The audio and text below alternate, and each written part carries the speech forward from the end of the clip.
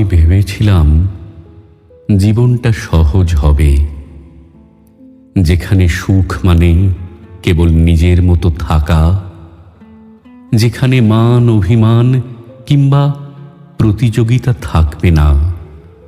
চেয়েছিলাম শান্ত নিরিবিলি এক পরিসর, যেখানে মানুষ হবে মানুষ, আর আমি কেবল মানুষ হয়েই বাঁচব। কিন্তু জীবন তো আর আমাদের ইচ্ছের কাছে বাঁধা পড়ে না। সময় আস্তে আস্তে শিখিয়েছে সরলতা কখনো কখনো হয়ে ওঠে শাস্তি। যতবার আমি নিরীহ থেকেছি, ততবারই আমার সরলতাকে অন্যেরা ব্যবহার করেছে।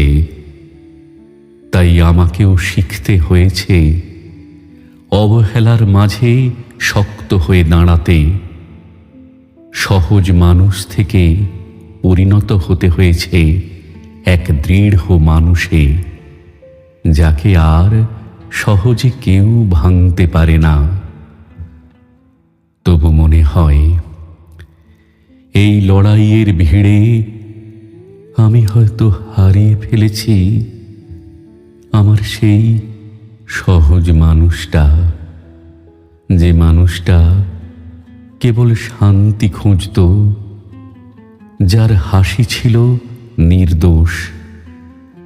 আজও বেঁচে আছি, কিন্তু আগের মতো নিজের ভেতরে আমি নেই।